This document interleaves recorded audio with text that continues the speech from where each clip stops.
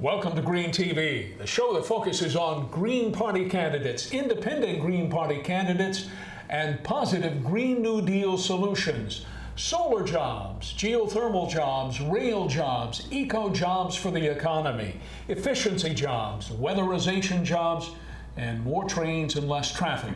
On the show with us today is Kate Alexandrova, and from beautiful Santa Monica, California, Green Party leader Annie Goeke. Annie, thanks for joining us today. Kate, you want to tell us a little bit more about Annie? Annie is a noted leader in green and peace movement worldwide. She promotes green markets, healthy lifestyles, and progressive agendas concerning one's community. Thank you.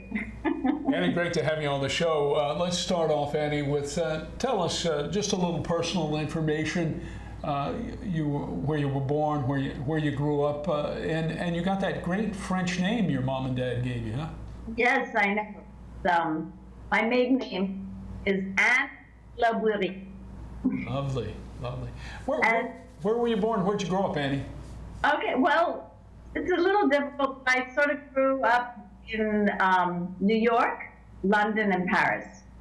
And my father was French, and I was born in France, so I have that identity with being a French person. My mother is an American from New York, and I moved when I was around 10 to London, so I was always a transatlantic child. That's how I would put it out. And because of that, it really enabled me to experience all these different cultures and respect them and understand them, and so that was sort of the beginning of my journey as a global citizen.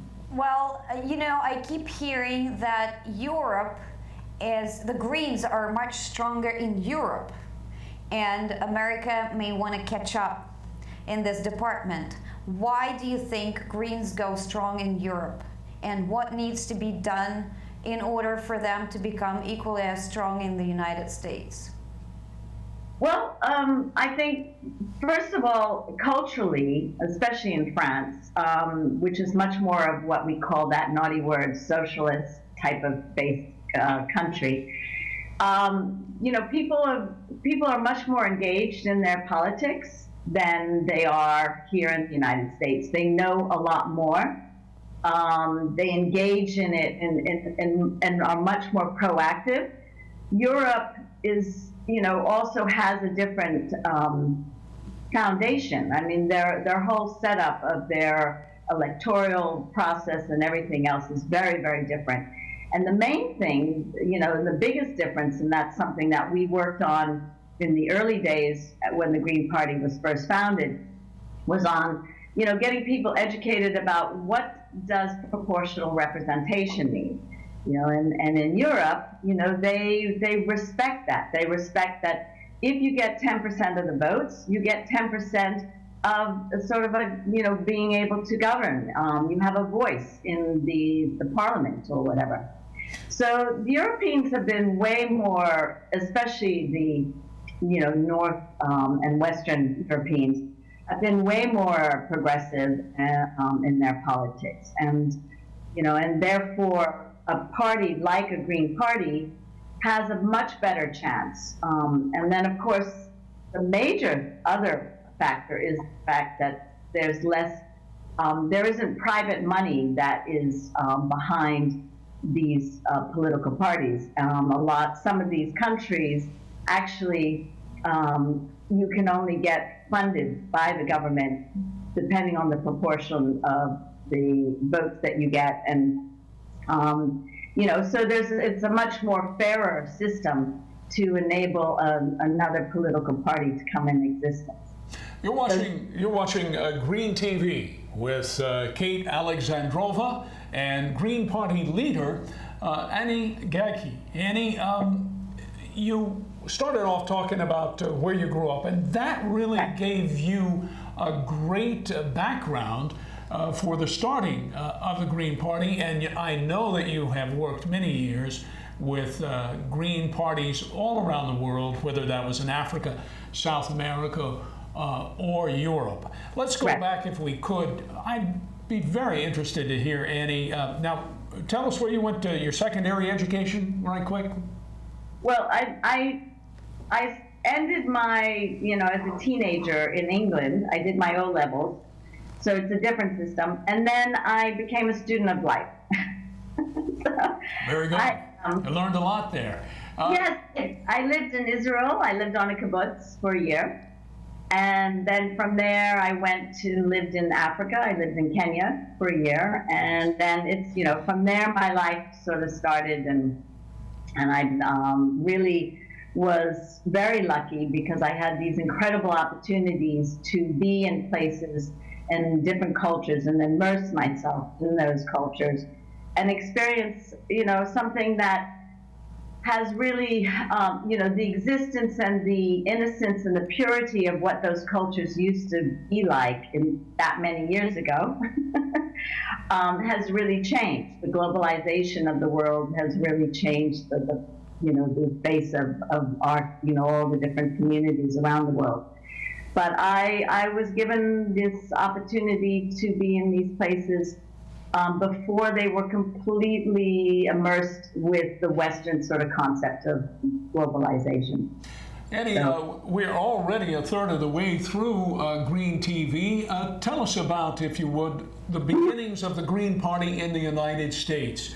Right. You were very much involved in that. I know that we both knew Winnie Matai, the Nobel Prize winner and the founder of the Green Movement in Kenya. So how did you get involved in the Green Party in the United States and really as one of the co-founders to help kick it off? Well, as I said, with this background of having lived in a lot of different countries, when I moved back to the United States, I really felt we needed to do something. And so my first objective was getting involved in my community. And at that time, I lived in Pennsylvania, in Lancaster. And, I immediately started to realize that, I needed to also understand politics. And, because that was the driving force of what was creating the type of development that was going on in our own communities, in our country, and in the world. And so I immediately when I heard about the Greens, I had known about them in Europe, but I didn't really know that there was much of an activity going on in the States. And so I was one of the co-founders of the Greens in Lancaster, which then sprouted into getting engaged with co-founding the Green Party of Pennsylvania, which then led me to get engaged in the national activity. And the minute I started to be involved with, my other co-Green workers, I immediately started to say, well, we've got to create sort of more of a global Green movement here. And so with a couple of other people like Mike Feinstein and others, John Rensenbrink, we started to do this outreach from the United States to connect with other Green parties. And from there, we started the International Committee and the Green Party, and we then became the co-founders of the Federation of Green Parties of the Americas, the Federation of Green Parties of Africa, and then of course helped coordinate, and I was on the coordinating committee for the global coordination, which became the Global Greens after the 2001 meeting in Australia. And so tell us a little bit more about your work with Democratic Republic of Congo. What kind of programs were you introducing?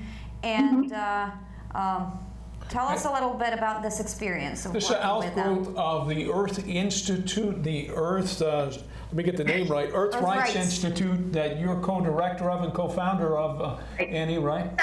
Well, my co-founder, Alana Hartzog, she was running as a Green in Pennsylvania, so we co-founded this institute. And with my connections in Africa, because I had lived there and had maintained this sort of relationship, I then started developing partnerships because we started to promote this model of development called the Eco-Village model. And with that, we then started to have partners. And so our first eco-village that we helped initiate was in Nigeria, in the Niger Delta region. And out of that, we sort of, through the connections of the Greens as well, made connections with other Africans that were looking at sustainability. And so my partner, Father Jean-Claude Atutumeso, who was living in DC, lives part-time there, he and I, we put together a program and a proposal and got some seed funds to start another eco-village in the Democratic Republic of the Congo, which is now becoming sort of a center for eco-village development. And the Green Party stands for more rails, less traffic, solar power, positive green solutions. Yes. Do you have anything to tell us about in this field as far as educating people and promoting the rail, the high-speed rail goes? Well, I mean, I think that appropriate forms of the development is what needs to take place. And I think one of the things that we have been doing, and I'm right in the process of launching, is an online course on sustainable development. It's leadership in sustainable development. So it's really showing people what are the building blocks, what creates sustainability. So a fast train, and which they have in Europe, all through Europe and stuff like that. We need that. I mean, obviously we are, especially in populations, where the population is increasing, there's cities that, we need to provide alternatives from the usage of fossil fuel, from congestion of cars, and, these types of things. So, part of sustainability is not only getting governments and the UN and national governments involved, but we really got to get people themselves individually involved, understanding what it is that they can do to create the types of changes that are almost like common sense changes. They're not, a fast speed train is a common sense thing. We need that. To move people from one thing to the next, as far as our work and where we live are separate, in a lot of circumstances.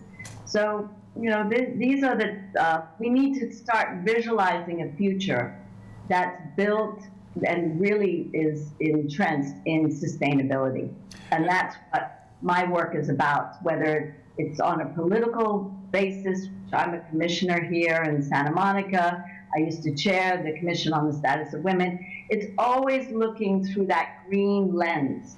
How can we integrate and interconnect the issues and create a more vibrant, more healthy community for all of us to live in? Annie Goeke, Green Party national leader, coming to us live today from Santa Monica, California. Annie, you mentioned just seconds ago that you, as a Green Party person, have served as a commissioner in Santa Monica, California. It's for women's issues, is it, Annie? Would you tell us more? Yeah, and it's sort of trying to create our community to be more designed for women and young girls, and so what does that mean? That means, better security, lights, easy, looking at how how the design of the cities, so that, there's a difference of what women do on a daily basis to what men. Women tend to be racing around in the car, dropping the kids off, going through marketing and this and that. So, what are the things that a city and city council can create that makes makes that community much more easier for women? Promoting, better types of jobs, and giving more training programs, ensuring that there's really good daycare programs, and, you know, these types of things. So Walkability, bike share, bike usability, I would guess, the ability to use local rail. Annie, I want to shift the conversation now, if we could, specifically to independent Green Party and Green Party candidates. You work closely with a mutual friend of ours, the former mayor of Santa Monica, California, Mike Feinstein, and National Green Party leader, co-founder of the California Green Party, and the man who in about 1999, I guess it was 96, I'm sorry, asked Ralph Nader to run as a Green Party candidate and succeeded there. As you look at the Green Party candidates on the horizon in 2015 in California, does anybody jump out? Will Mike Feinstein be on the ballot again in 2015? Well, he just ran, actually, for city council. And it was a very difficult, very nasty run. And, you know, I feel that Santa Monica really lost an opportunity to have somebody as smart and so knowledgeable as Mike. But there's, you know, Santa Monica, like a lot of places, you know, is in a very attractive community. And because of that, there's a lot of money that's coming in. And a lot of people from outside our country in particular, you know, are buying up and, you know, and wanting to, you know, developers and stuff like this are wanting to move in here. So it's a very tough thing. Politics, there's so much money involved now in politics. And this is, especially in this country, and this is something that really needs to be addressed, you know, but I want to bring the emphasis now to, again, to candidates, the California Green Party. Laura Wells, for example, ran an outstanding campaign. Karen Brown of the California Green Party, an economist and attorney who writes very well. I think she's written about 14, 15 books. Who else in the Green Party in 2015 are you excited about, other than our mutual friend Mike Feinstein? Well, I have to tell you the truth. I haven't been keeping up. Right? So nobody's jumping out at you now. Well, 2016 is just around the corner, Annie, and of course that's presidential politics. We have spoken with Dr. Jill Stein. There's a possibility, there's an presidential exploratory committee could be going very soon for Dr. Stein. Dr. Jill Stein, of course, was the very successful 2012 Green Party nominee, Kate, who received the most votes of any woman in the history of the United States for president, Dr. Jill Stein. And a record number of ballots for the Green Party. Other folks in discussion now are U.S. Independent Senator from Vermont, Bernie Sanders, as a possible Green Party candidate. There's a website, a Facebook page, a petition out there to encourage Bernie to run, and independent Greens like Mike Bloomberg, the former independent governor of New York City. Presidential politics, Green Party presidential politics, 2016. Talk to me for a moment about that, Annie. Well, you know, again, it's tough, but I think that we just always have to keep, you know, moving forward. And I think one of the things that I learned from Ralph Nader during his time with the Greens was that he always was saying, you've got to expand and you've got to try and include the independent voters. And so that was part of his strategy, was always to do this outreach, to not, you know, enclose the party too much, but to ensure that your type of promotion and marketing goes beyond the people that are already your supporters, or, you know, people that are already Greens. And so I think, you know, we learn as we go along. And I think that for 2016, my advice is to, you know, find ways to break through into these other areas that have, you know, that eventually, you know, would have a sense that they have a belonging there because we're addressing the issues that are important to them. So, you know, I say, you know, do experiment, do different things. And that's what they do in Europe. They're very, that was something that I also learned when I was very involved on the national scene and internationally with the Greens, is, how creative they are in Europe with getting the message out. Sure. Well, speaking of being creative, let's get back a little bit to your direct field of expertise, the green markets. Yes. Could you please tell us a little bit about how both the communities and businesses can benefit from that? Yeah, I mean, I think we're moving into a world where, we're all, we're becoming more conscious, and we're also hitting a wall where we're realizing the results of our actions. So I think businesses are in this position where they're looking on how can they move forward in a progressive way.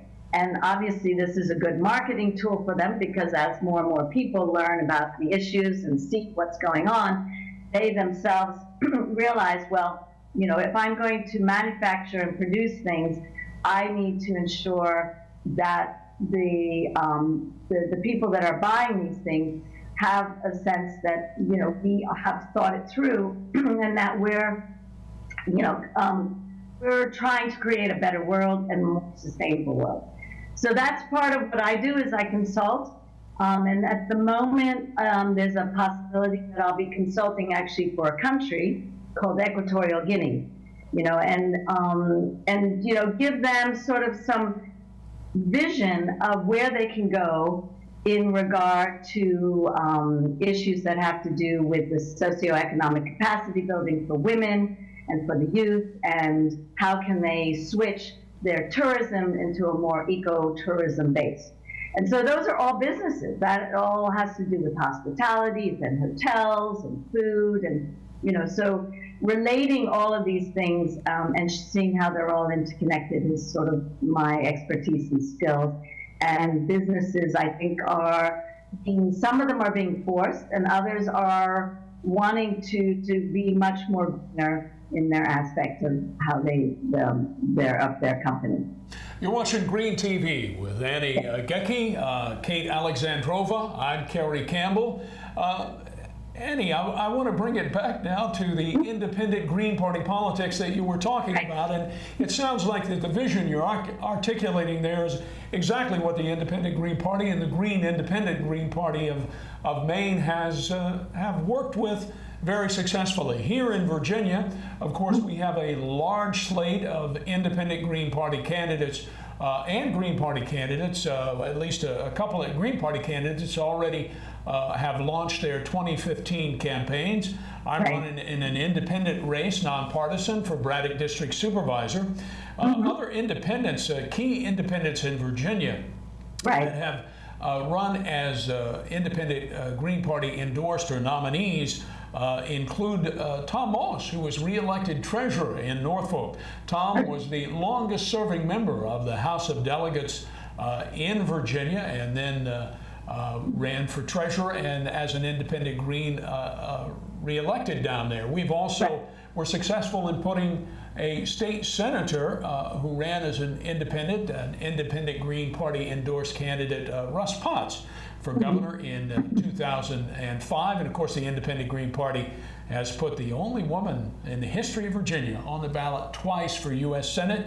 Independent Green Party's Gail Farrell Parker running this year in 2015 for Board of Supervisors, as chair Board of Supervisors. So a long group of folks. I start all that to bring it back to, it sounds like you think that the idea of encouraging Michael Bloomberg to get involved in the Green Party, run perhaps as a Green Party candidate, is a step in the creative kind of direction that we see all the time in Europe with the European Greens. You take, for example, in the UK, this Russell Brand, who is a successful singer and a writer and a complete live wire. There's talk that Russell Brand may be a UK Green Party candidate for Parliament. That kind of creativity creates a certain synergy. Is that what you're saying, Annie? Exactly. Yeah. And also, and the marketing I think is really important too. One of the things Ralph did was he really did a lot of outreach to young and the campuses and things like that. And so I think, and obviously, there are people here that are doing that, but I think there needs to be even a stronger base in that. And the other thing that we did during what I call our golden years of the party, when Ralph ran the twice, was, we brought in a lot of the international Greens. That's when we were co-founding the Federation, the Global Greens. I mean, we were doing all of these things. We were traveling all over the world, meeting up with other Greens. And so I think that's also another strength, because I don't know if today, but I know before, we were the largest political party in the world. Because we were in so many places. And I don't know how much you keep up, but the African Greens have been sprouting and moving forward in a lot of, I think there's 34, 35 countries now that have representation of Green parties in Africa. So, it gives us this global face. And so those are the types of things that I would push forward as well. But I think it's wonderful to have, that's what we're about, is diversity. We respect diversity, and so the Greens should, in their political platform, be a sort of wonderful array of people and diverse people with different, backgrounds and things like that, which, we strive for, but, we need to create that face in the marketing. Annie Goeke on Green TV with Kate Alexandrova. I'm Carey Campbell. We're down to just a minute, Annie, okay. And just can't thank you enough. I've admired your work with the Green Party for all these many years, and I'm happy to see you staying involved with it. I just read a study last week that, in fact, the Green Party is the largest political party in the world in so many different countries. You referred to Africa, the Uganda Green Party, the South African Green Party, all of them taking steps forward, and the Green Movement, where Winnie Matai served in the parliament as a member of the Kenyan parliament. Annie, we're down to 30 seconds now, so I just want to say thank you so much for coming on Green TV. Thank you, folks, for watching Green TV, where we focus on Green Party candidates and green positive New Deal solution, eco jobs for the economy. Watch us again next time on Green TV. I'm Carey Campbell. See you soon.